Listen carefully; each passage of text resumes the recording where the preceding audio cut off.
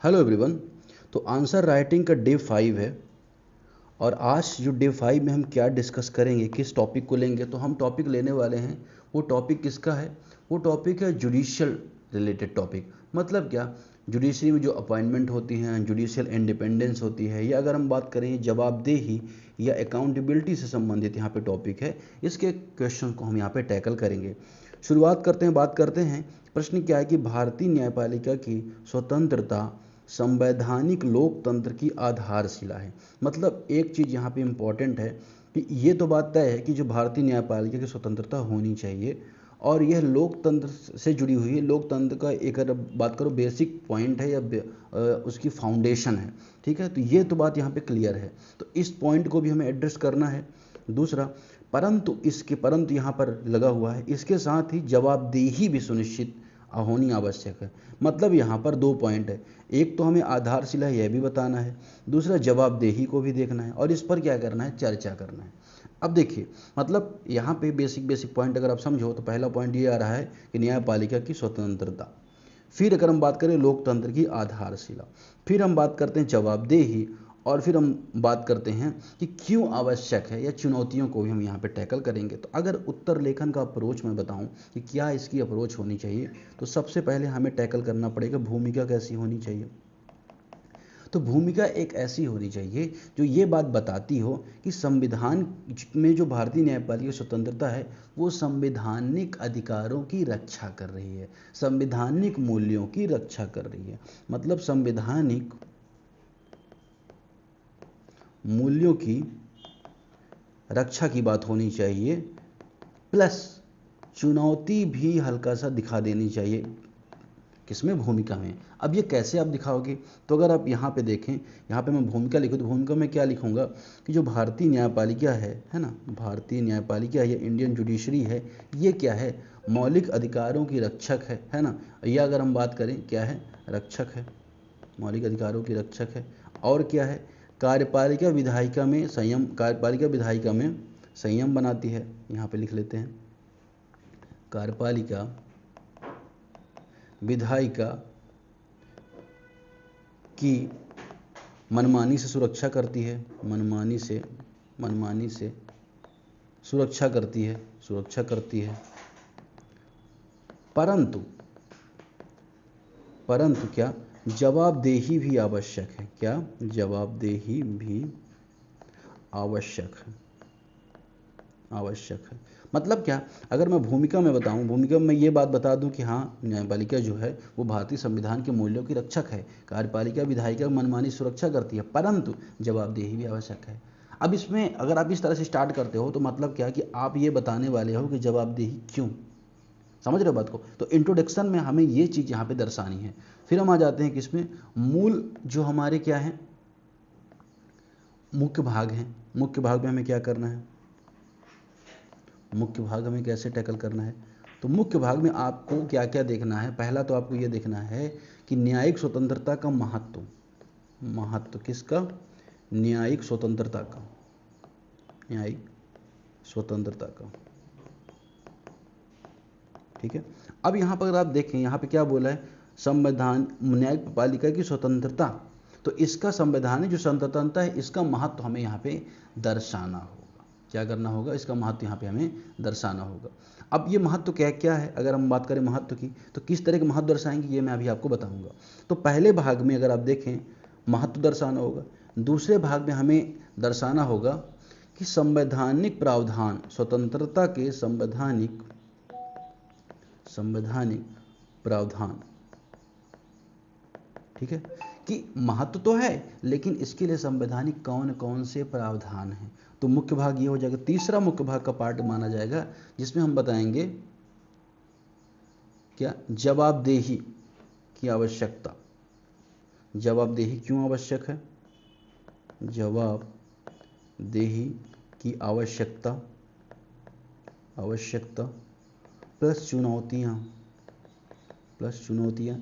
तो ये मुख्य भाग में हमें ये सारी चीज़ें बतानी है। ठीक है, फिर तीसरा पार्ट आ जाता है इसमें, वे फॉरवर्ड, आगे की राह और निष्कर्ष। मतलब क्या, आगे की राह की रहा है। सबसे पहले हम यहाँ पे ये देखेंगे मुख्य भाग में हम क्या क्या चीज़ें बताएंगे। तो भूमिका तो आपने तैयार कर ली। अब मैं अगर मुख्य भाग में आऊँ, तो मुख्य भाग में मैंने क्या कहा कि सबसे पहले मैं क्या बताने वाला हूँ कि भाई जो न्यायपालिका की स्वतंत्रता का महत्व क्या है, महत्व क्या है।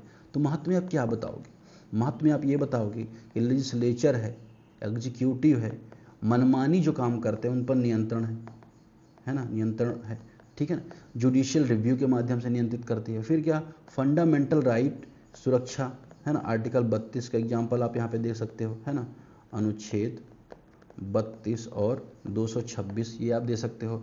फिर यहाँ पे आप दे सकते हैं जुडिशियल रिव्यू, न्याय पुनरावलोकन, अनुच्छेद 13 के एग्जाम्पल दे सकते हैं आप यहाँ पे है ना। साथ ही साथ आप यहाँ पे बेसिक स्ट्रक्चर की थ्योरी बता सकते हैं, जिसके बाद जो मूल संविधान के ढांचे हैं उसको क्या किया, बेसिक स्ट्रक्चर या मूल ढांचे के माध्यम से जो अलग अलग मूल्य थे, संघवाद का मूल्य था, जो ग्रामीण प्रशासन है, पंचायती राज जैसे मूल्य हैं है ना, इन सब की सुरक्षा की बात होती है, ये बात होती है। फिर अगर हम बात करते हैं क्या, निष्पक्ष चुनाव, अगर जुडिशरी यहाँ पे निष्पक्ष रहती है तो चुनाव निष्पक्ष होते हैं, कभी चुनाव में धांधली की समस्या नहीं होती है, ठीक है, ठीक है। तो ये यहाँ पे अगर आप देखोगे, साथ ही रूल ऑफ लॉ या विधि का शासन इस्टेब्लिश होता है, विधि का शासन, ठीक है।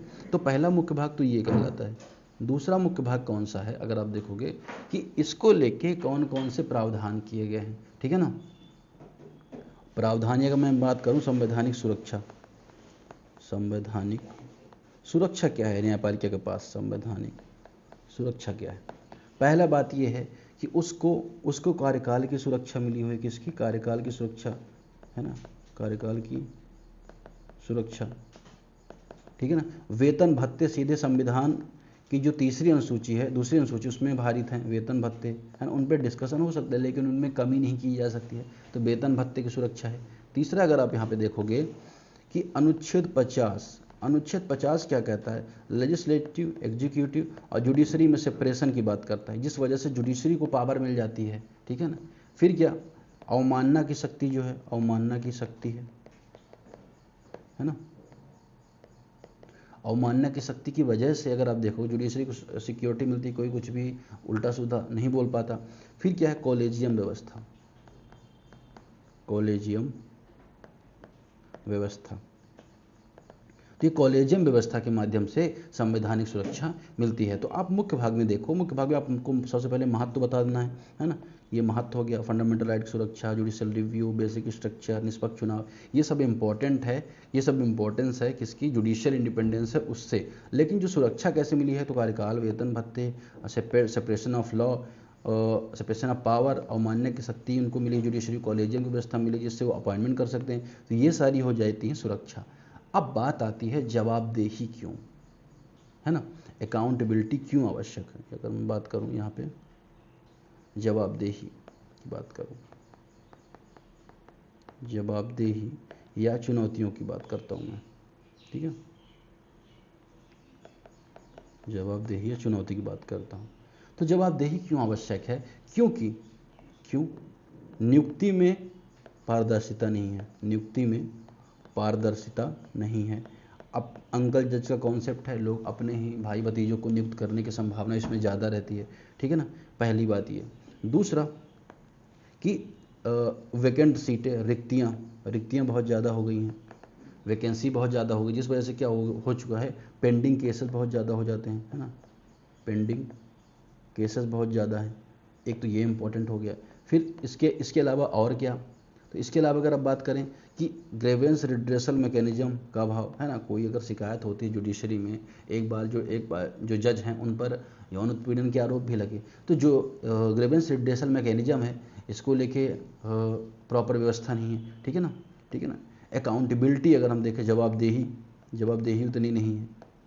तो ये सारे चैलेंजेज हैं जो हमें यहाँ पे याद या ध्यान रखने होंगे। तो इसको आप बता सकते हैं कि भाई न्यायिक सक्रियता, कभी कभी जुडिशियल एक्टिविज्म, अगर हम बात करें जुडिशरी कभी कभी लेजिस्लेशन का काम करने लगती है ना, तो न्यायिक सक्रियता की जो समस्या है, अति सक्रिय हो जाती है जुडिशरी, है ना, लेजिस्लेचर का काम करने लगती है, खुद ही कानून बनाने लगती है, तो ये सारी समस्या देखने को मिलती हैं। बिना बेवजह अगर हम देख कभी अवमानना के भी आरोप लग जाते हैं, कमेंट करना, ट्वीट करने को लेकर, तो ये सारे चैलेंजेस यहाँ पे आपको देखने को मिलेंगे। फिर हम बात करते हैं कि आगे की राह क्या होनी चाहिए। वे फॉरवर्ड क्या होना चाहिए?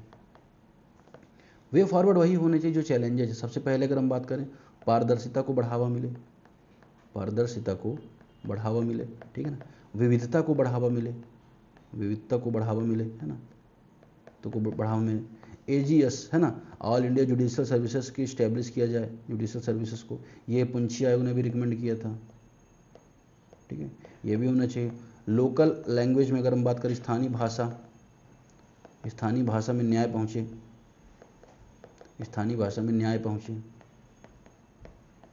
ये इम्पोर्टेंट होना चाहिए। फिर अगर हम बात करें कि जो आउटसाइड सेटलमेंट्स हैं, है ना, वो बेहतर होने चाहिए, आउटसाइड सेटलमेंट्स बेहतर होने चाहिए, सेटलमेंट्स बेहतर होने चाहिए, ये इम्पोर्टेंट है। फिर अगर हम बात करें जुडिशियल अपॉइंटमेंट होगा, और क्या हो सकता है, मतलब कुछ आप भी सोच सकते हो इस तरह का। तो ये सारी चीज़ें से क्या होगा, जुडिशरी में अकाउंटेबिलिटी आएगी, और जो हमारी जुडिशरी और ज़्यादा जवाबदेह बनेगी और ज़्यादा अकाउंटेबल बनेगी, और इससे क्या होगा, संवैधानिक लोकतंत्र, या अगर हम बात करें संतुलन बना रहे, क्या बना रहेगा, संतुलन बना रहेगा, ठीक है।